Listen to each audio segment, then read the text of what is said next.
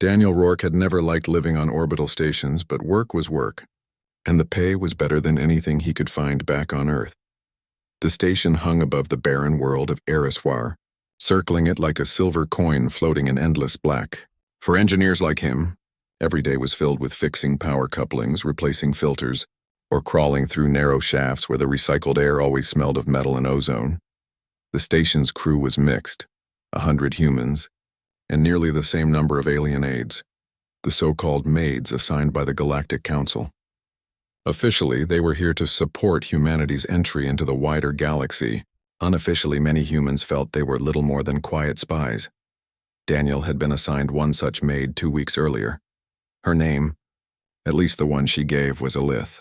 She belonged to a tall, pale-skinned species called the Sayari, who looked close enough to human that most people could mistake them at first glance. Only her large silver eyes and the faint shimmer of patterns across her skin marked her as alien.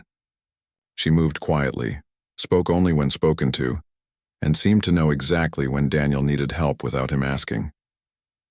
At first, Daniel found her presence convenient. She kept his workbench spotless, fetched tools before he needed them, and filed his reports into the station's endless bureaucracy. But soon he noticed things that felt unusual. She lingered when he worked, watching not with a servant's emptiness but with genuine curiosity. When he joked with other engineers, her lips twitched as if she was suppressing laughter.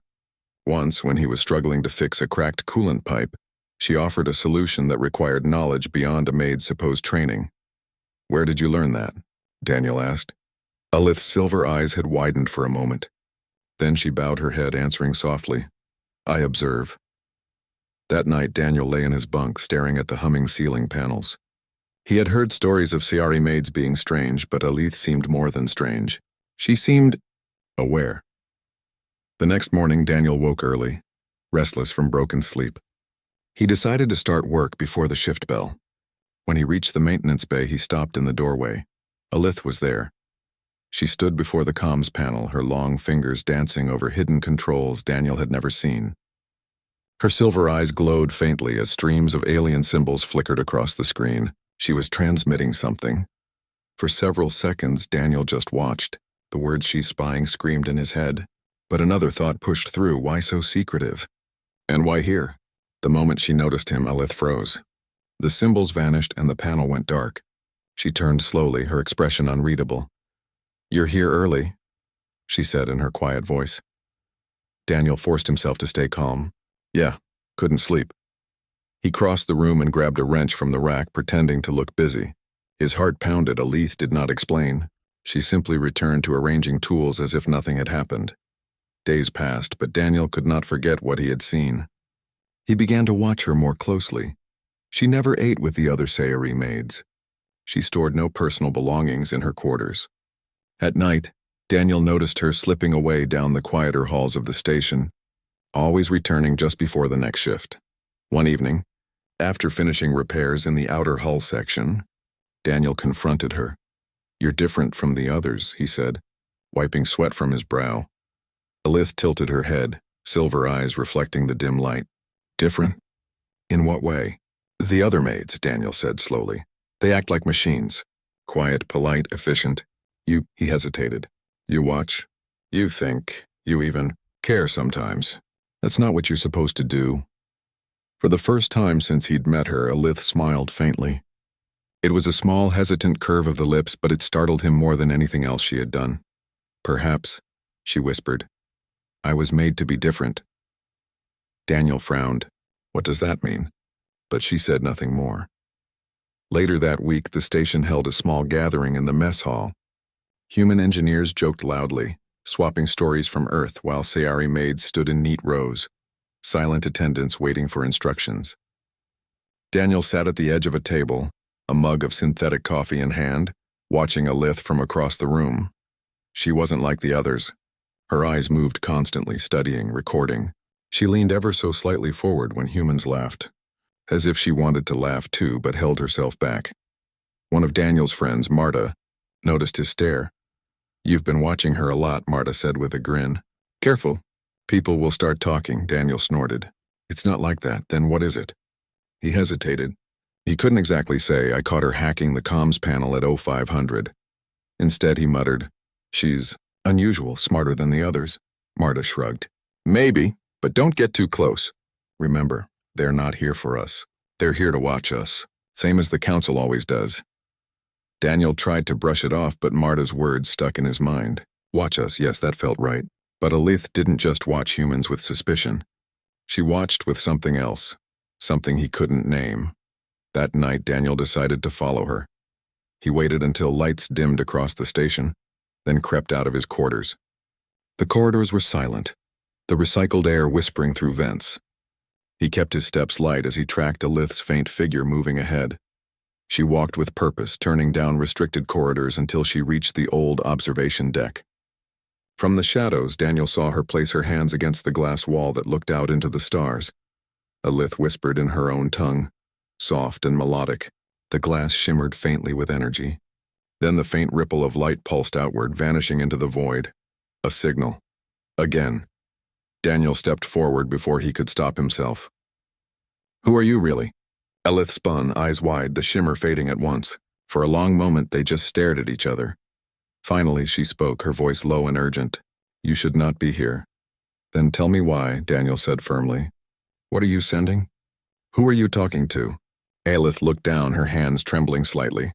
Then she met his gaze, silver eyes glowing in the faint starlight. "My name is not Alith," she said. "That was given for your comfort. I am here not to serve but to learn. To watch why humans are different." Daniel's breath caught. "Different? Different how?" "You are not supposed to rise so quickly," she whispered. "Your people move from world to world like fire across dry grass. You survive where others would perish. You adapt, you imagine, you defy. The Council does not understand why. They fear you. And so they send us, not maids, not servants, but observers."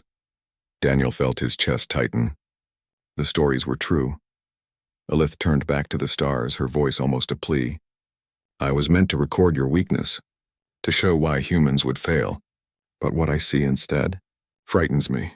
Silence filled the deck. Only the hum of the station's life support broke it. Daniel finally spoke, his voice rough. "So what happens now? Do you report us as a threat?" Alith closed her eyes. "That is the choice I must make. But know this, Daniel Rourke. The more I watch, the more I believe your kind is not a danger, but a possibility." And for the first time, Daniel saw not a maid, not an alien, but something else in her silver gaze. Respect. The encounter left Daniel shaken. He returned to his quarters unable to sleep, thoughts racing. If what Alith said was true, then every Sayari maid on the station was not a helper but a spy. Humanity's future in the galaxy hung on the reports they sent home. Yet Alith was changing. She was not simply watching anymore. She was questioning. Daniel realized that whatever truth Alith carried, it was bigger than either of them.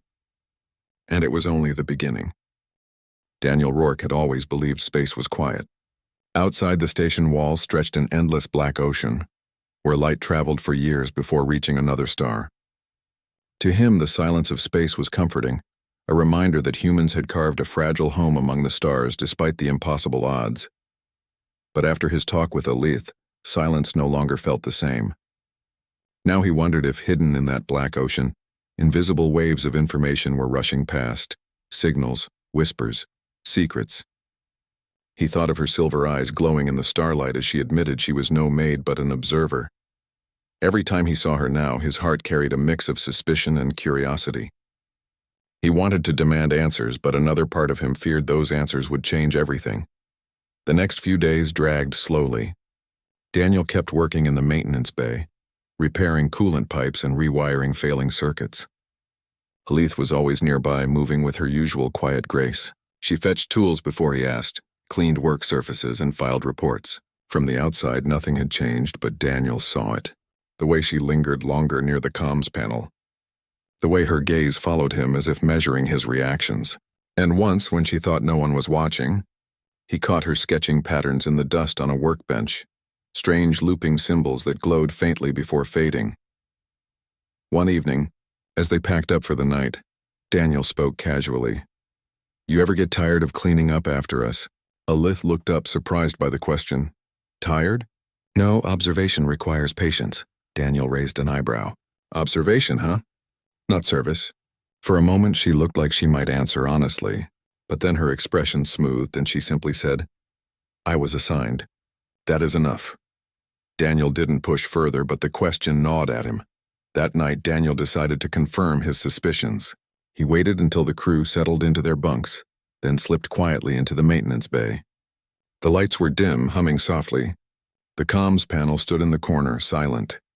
He approached it carefully, scanning for signs of tampering. At first, nothing seemed unusual, but when he tapped the side panel, a hidden compartment slid open, revealing faintly glowing runes etched into the surface. It wasn't human technology. His stomach tightened. Alith had been using this to send messages to whom? And what had she told them about humanity? Before he could examine further, he heard the door slide open. He turned sharply. Alith stood there, her silver eyes reflecting the dim light. For once, she looked startled. "You shouldn't be here," she whispered. Daniel crossed his arms. "Neither should you." Silence stretched between them. Then Alith walked forward, her steps slow and deliberate.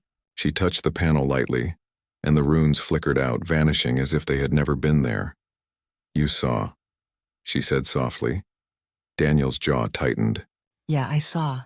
"Now tell me what you're hiding." Her gaze held his for a long time. Finally she sighed, as if releasing a weight she had carried for too long. "My name is not Alith," she said again. "Among my people I am called Serenia. I was sent here to send reports about humanity, about your progress, your strengths, and your flaws. Every word I send shapes how the Council sees you." Daniel's heart sank. "So we were right. The maids aren't helpers. You're spies." Serenia looked down. "Observers, watchers. The Council believes humans are too unpredictable. They fear what you might become." Daniel laughed bitterly. "Unpredictable? That's just a fancy way of saying we don't fit into your neat little boxes." Her eyes met his again, and there was no coldness in them, only quiet conflict. "Yes, and that is why I hesitate." Daniel wanted to walk away, but something about her tone stopped him. "Hesitate about what?" Serenia turned toward the window where stars glittered beyond the glass.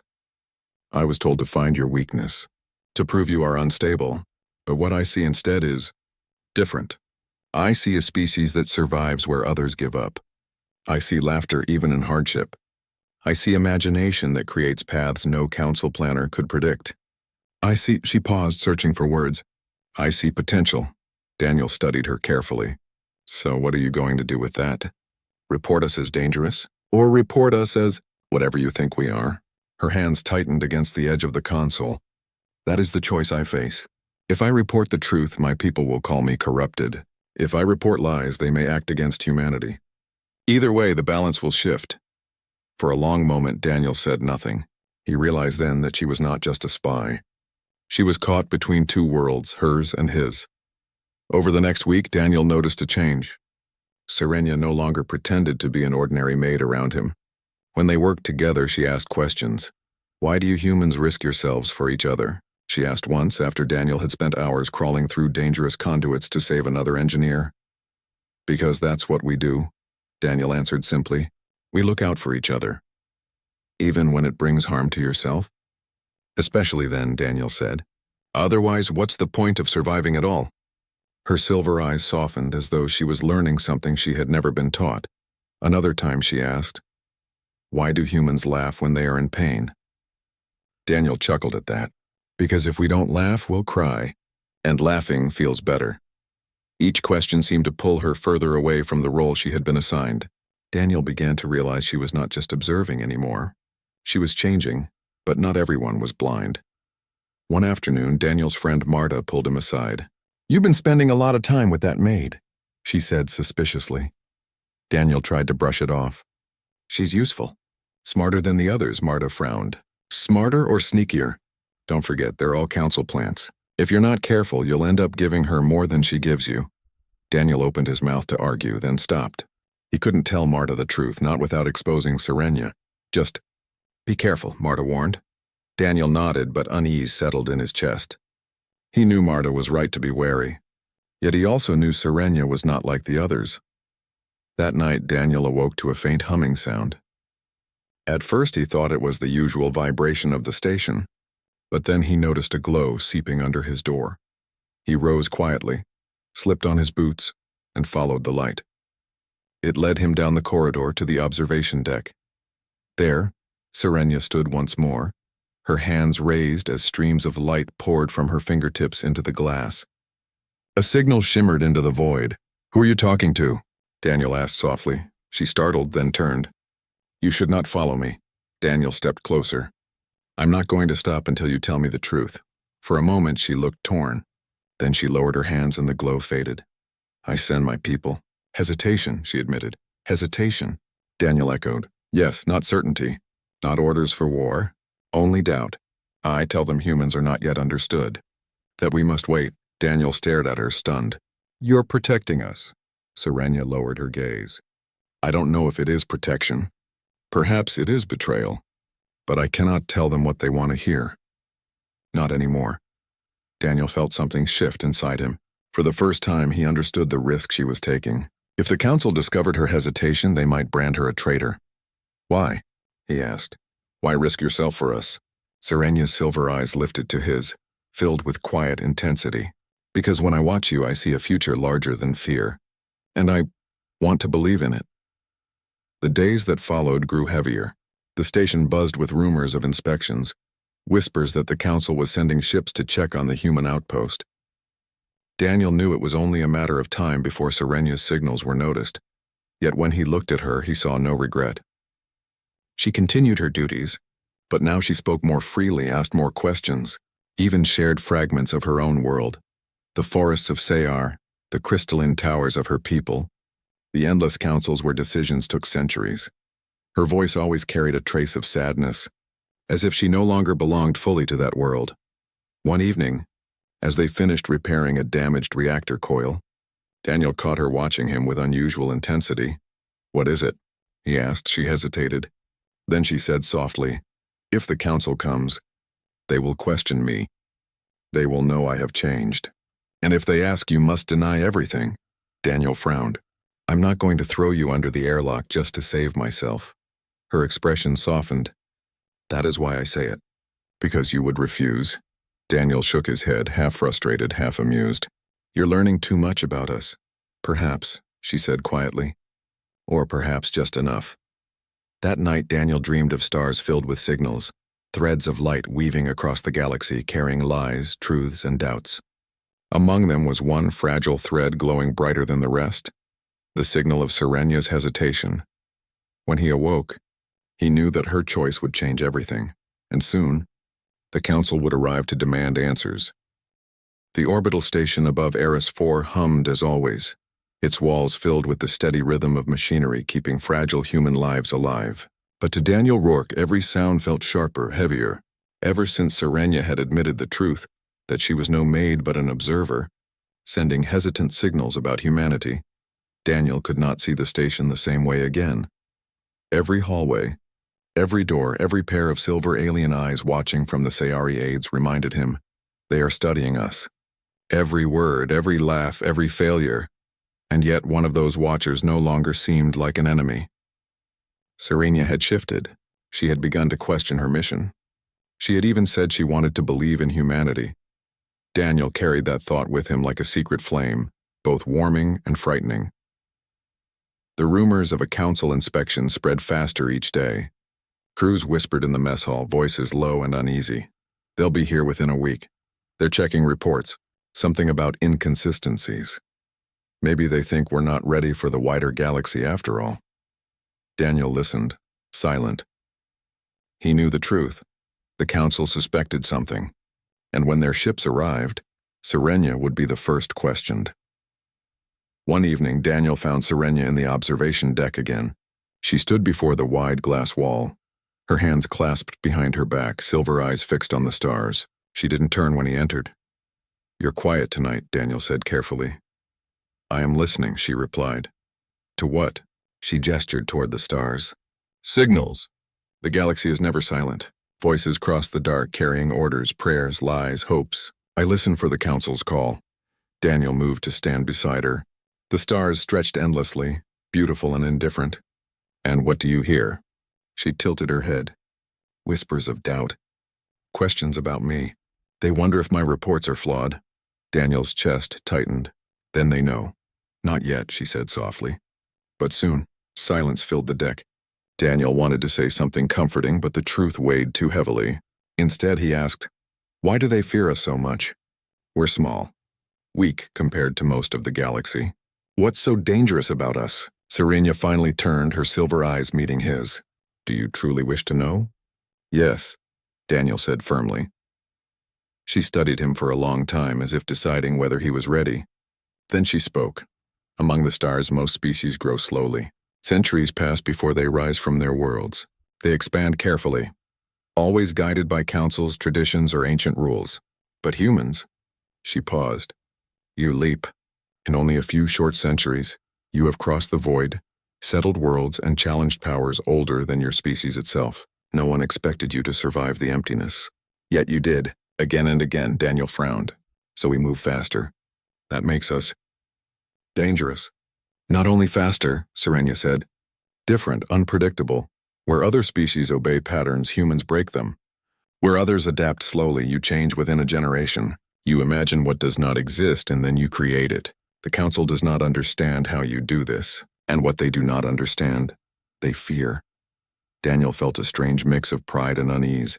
"So we're a threat because we don't quit? Because we keep finding new ways." "Yes," she whispered. "They call it chaos. I call it possibility." Her words sank into him long after she left. Lying in his bunk that night, Daniel thought of human history. Wars, discoveries, leaps of invention. Humans stumbled often, sometimes terribly, but they kept moving forward. Maybe that was their real strength. Not perfection, but persistence.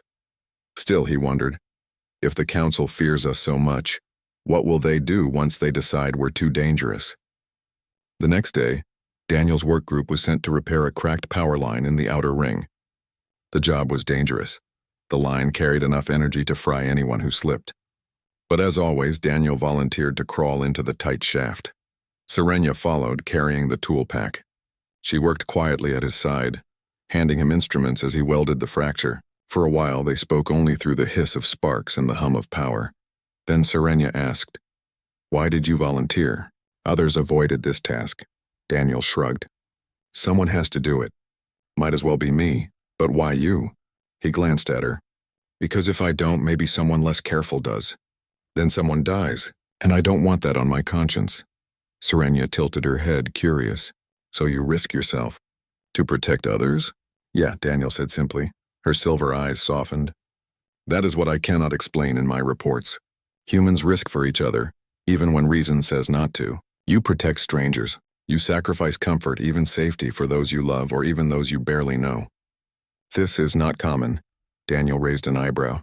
"What about your people? Don't the Sayari do the same?" Her expression darkened. "We preserve harmony. We avoid chaos by avoiding risk. Each one is careful not to disturb the balance. Self-sacrifice is rare and often seen as wasteful." Daniel thought about that, welding in silence. Maybe that's the difference then. "You keep the balance. We break it if it means saving someone." Serenia studied him, her expression unreadable, but he felt her gaze linger long after they finished the repair. That evening, Daniel found Marta in the mess hall. She leaned over her food tray, frowning. "Have you noticed?" she whispered. "The maids are restless.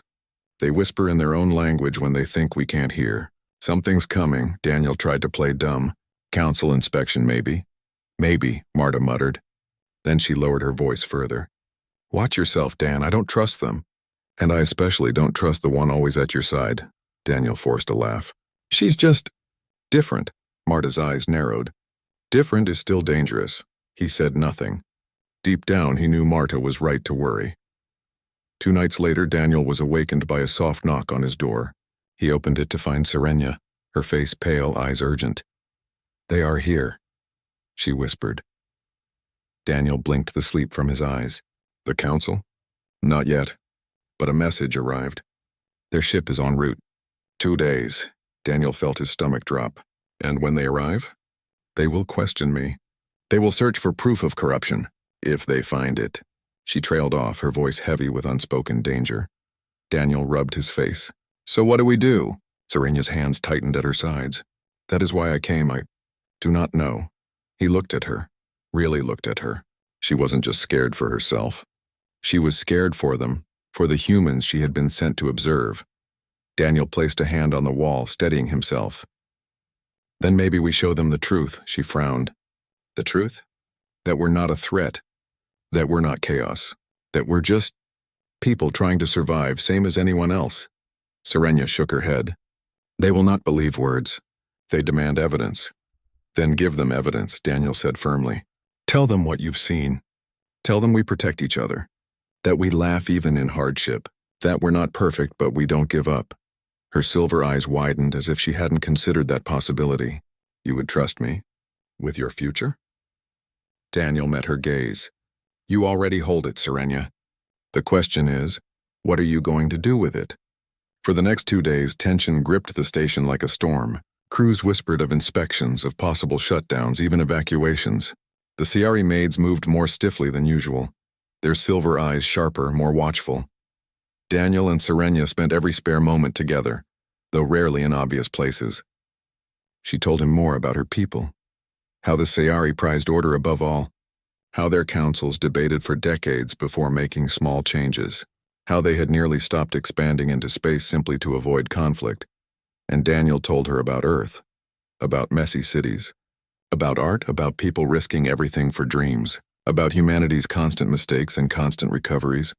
Your world sounds loud, she said once, almost smiling. Loud, yeah, Daniel admitted, but alive.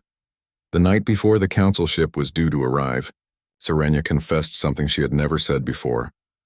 When I was chosen for this task, she whispered, I was told humans would frighten me, that your aggression and chaos would prove my people right. But I am frightened for another reason. Daniel tilted his head. Why? Because I see myself changing, she admitted. I ask questions I was never meant to ask. I feel respect, even hope. If the council sees this, they will call me broken. Daniel reached for words, but none felt strong enough. Finally, he said, maybe you're not broken. Maybe you're just finally seeing clearly. Her silver eyes shimmered in the dim light, and for a moment Daniel thought he saw something almost human in them. The next day, alarms signaled the approach of the council ship. A sleek vessel slid into orbit, its surface glowing with authority. The crew gathered in tense silence as the docking clamps locked. Daniel stood among them, his stomach a knot. Beside him, Serenia stood straight, her face calm but her hands trembling slightly at her sides. The council had come. And now the truth about humanity and Serenia would be tested. The docking clamps of the orbital station locked with a heavy thud, echoing through the halls. Every crew member felt the vibration under their boots and silence fell across the station. The council had arrived. Daniel Rourke stood in the main corridor with the others, trying to hide the tension in his chest. Beside him, Serenia was calm on the surface, but Daniel noticed her hands trembling slightly at her sides. Her people were here. Her judges, the airlock hissed open. A group of figures entered. Tall Sayari officials, their silver eyes sharp and cold, their robes lined with glowing symbols of authority.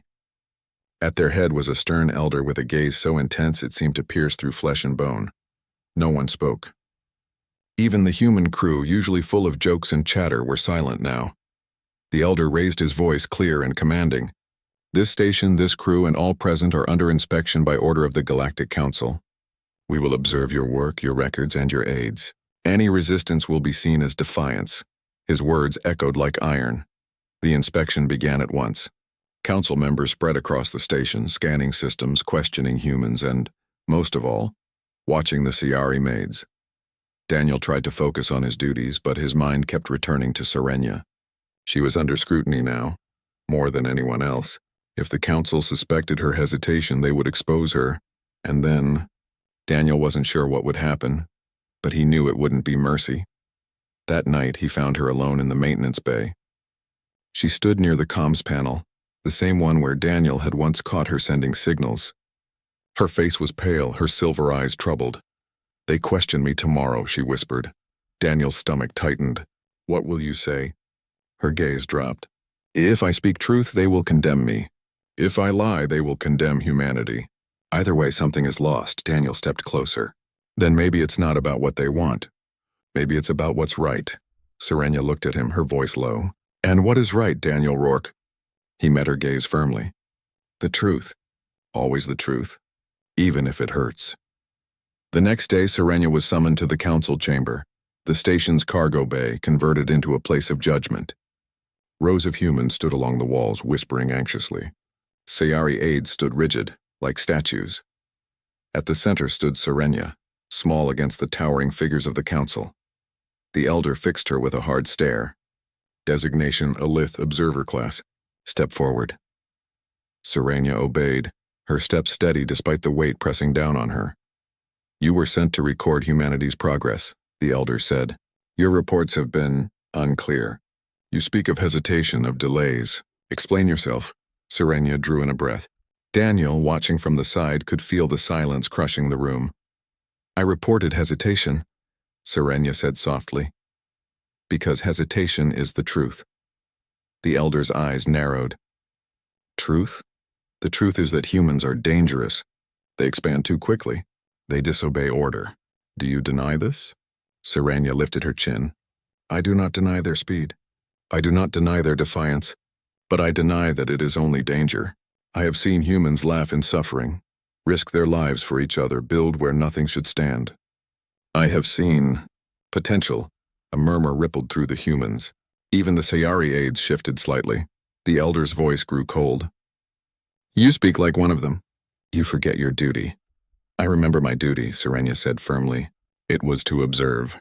And I have observed not monsters, not chaos, but people. Flawed, yes, imperfect, but alive in ways our council has forgotten. Daniel felt his chest swell with pride. For once someone spoke their truth before the galaxy itself. The elder's expression hardened. Your words are corruption. You have allowed yourself to be tainted. You are no longer fit for service, gasps filled the chamber. Daniel couldn't stay silent. He stepped forward, ignoring the stares of both humans and aliens. She's not corrupted. She's honest. You sent her to find weakness, but all she found was strength. Maybe that scares you. The elder's eyes snapped to him, sharp as blades. You dare speak in this council? Daniel met his gaze without flinching. I dare because this isn't just about her. It's about us. Humanity isn't your enemy. We're not chaos to be erased. We're builders, survivors. We're what you've forgotten how to be. The room erupted into whispers. Humans stared wide-eyed. Some Sayari aides looked unsettled, their silver eyes flicking between the elder and Daniel. The elder raised his hand, silencing the noise. Enough, the council will deliberate. Until then, the observer is under arrest. 2 Sayari guards stepped forward, moving to seize Serenia. Daniel's fists clenched. No, you can't take her. She told the truth. But Serenia lifted her hand, stopping him. Daniel, she said softly, let me go. This is my choice. Their eyes met for one long, heavy moment. Then she allowed the guards to lead her away. The station plunged into uneasy quiet. Inspections continued, but every human felt the tension. The council had made their stance clear. Serenia was guilty in their eyes, not because she lied, but because she dared to believe. Daniel couldn't rest. He spent hours pacing, replaying her words in his head. Not monsters, not chaos, but people. Finally, Marta confronted him.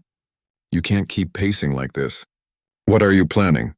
Daniel stopped, his jaw tight. I can't let them silence her. She spoke for us when no one else would. Marta frowned. And what? You're going to fight the council? That's suicide. Daniel shook his head. Not fight, show them. If they want evidence, we'll give it. Not just words, proof that humans are worth more than their fear. Marta studied him, then sighed. You're insane. But maybe that's why I believe you. That night, Daniel acted. He slipped into the comms bay, the same place where Serenia had once sent her signals.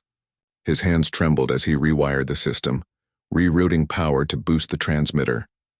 Marta joined him, bringing other engineers. If you're doing this, you're not doing it alone, she said firmly.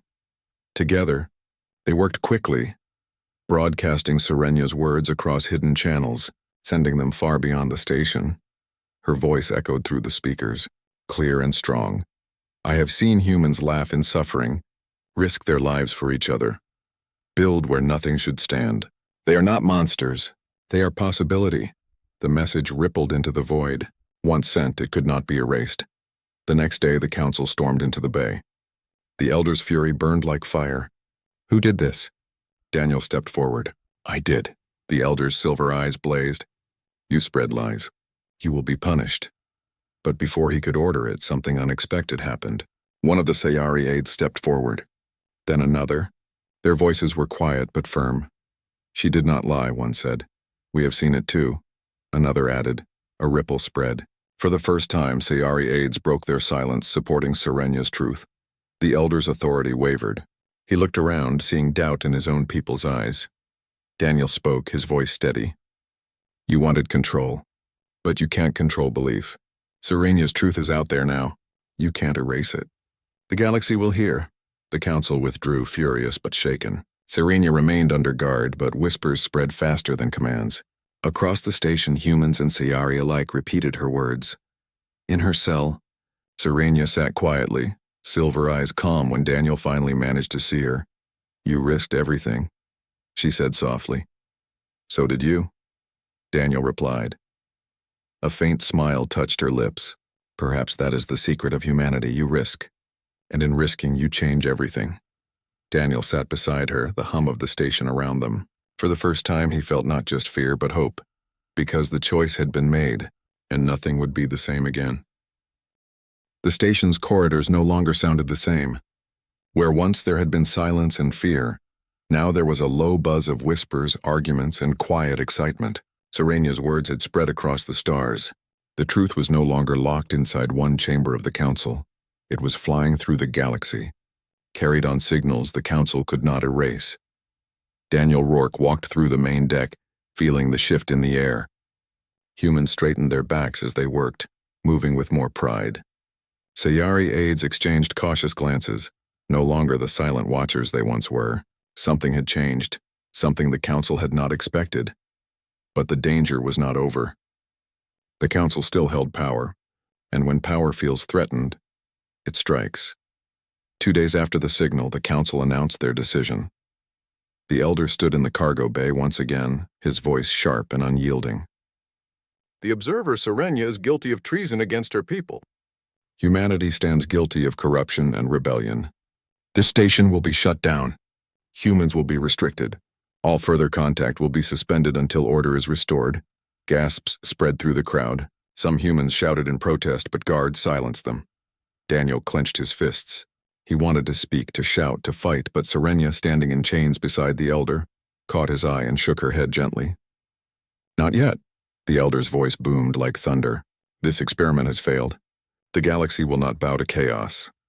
That night, Daniel sat in the dim light of the engineering bay, staring at broken tools and tired screens. Marta entered, arms crossed, eyes sharp. "You look like a man with a storm in his head," she said.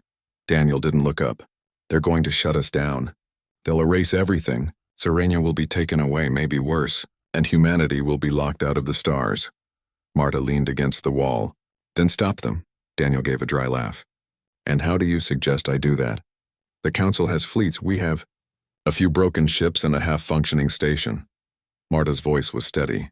"You don't need fleets. You already sent the truth. People out there heard it. Other races, other voices. You think they'll stay quiet forever? The galaxy is listening now. You just have to give them a reason to answer." Daniel finally looked up, her words sinking into him. A reason to answer. Yes, that was something he could do. The next morning, he moved quickly. He rallied engineers, scientists, even aides who secretly supported Serenya. Together, they worked on the station's comm system, pushing its power beyond safety limits. When Marta asked what he was planning, Daniel replied simply, "A signal. One they can't ignore." Hours stretched into a blur of work. Circuits burned, wires sparked, hands moved in desperate rhythm. By the end, the station hummed with unstable energy, ready to release a broadcast that could reach across sectors. But the message wasn't his to speak. It had to be hers. That evening, Daniel slipped into Serenya's cell. The guards were absent, perhaps distracted, perhaps secretly allowing it. Serenya sat quietly, her silver eyes lighting up when she saw him. "You shouldn't be here," she whispered. "Maybe not," Daniel said, kneeling beside her. "But I have something to ask. The council wants to silence you, but your voice is the one they fear most. Will you speak again? Not just to us this time, but to everyone?" Serenya hesitated. Her hands trembled against the chains. "If I speak, I may never return home. I may never be Sayari again." Daniel met her gaze. "Maybe not. But you'll be something more. You'll be the one who gave the galaxy a choice. For a long moment she was silent. Then slowly, she nodded. The final broadcast began at midnight. The station's lights flickered as power drained into the transmitter. Every screen on the station lit up, showing Serenia standing in the center of the control deck, chains removed, her voice carried by every speaker. "I am Serenia of the Sayari," she began, her tone steady. "I was sent to watch humanity, to measure their danger. I was told to see only their flaws. And yes, they are flawed. They are restless, reckless, stubborn. But they are also alive in a way our galaxy has forgotten." Her words spread not only across the station, but across sectors, carried by the boosted signal. They risk themselves for each other. They build in places no one dares to build. They laugh in despair, they hope in the dark, and they fight not only to survive but to change what should never change. They are not monsters. They are not chaos. They are possibility. She paused, her silver eyes burning with quiet fire. "And I choose them, not as a servant, not as an observer, but as an ally. You may call me traitor, you may exile me, but you cannot silence the truth. Humanity is not a threat. Humanity is the spark we all need." The message ended and silence fell. The council reacted instantly. The elders stormed into the control deck, fury blazing. "Shut it down. Destroy the transmitter! Arrest them all!" But it was too late. The signal had already spread, and then something remarkable happened. A reply came. The comm screen flickered and a face appeared, not Sayari, not human, but a member of another race, the Veylan, long silent under the council's rule. "We heard," the alien said, voice strong, "and we agree. The galaxy needs change." Another voice followed, then another. Races from distant systems, voices long quiet, now rising together. Serenia's words had woken something far greater than one station. The council could not stop it. The elder tried to maintain control. "This is rebellion. This is madness." Daniel stepped forward, facing him without fear. "No, this is hope. And you can't fight hope with chains." The elder's silver eyes burned with rage, but even he could see the tide had turned. His own aides no longer stood as firmly as before. Doubt had broken their ranks.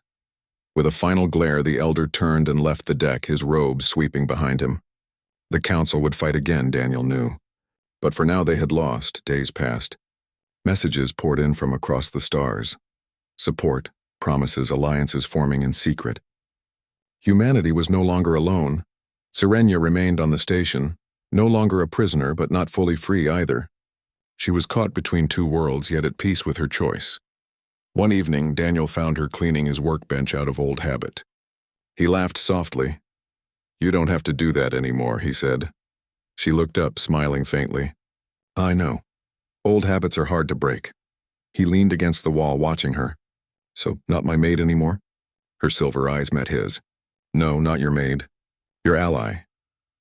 For a long moment, they simply stood there, the hum of the station surrounding them. Outside, the galaxy shifted slowly but surely into something new. Humanity's signal had been sent, and nothing could ever silence it again.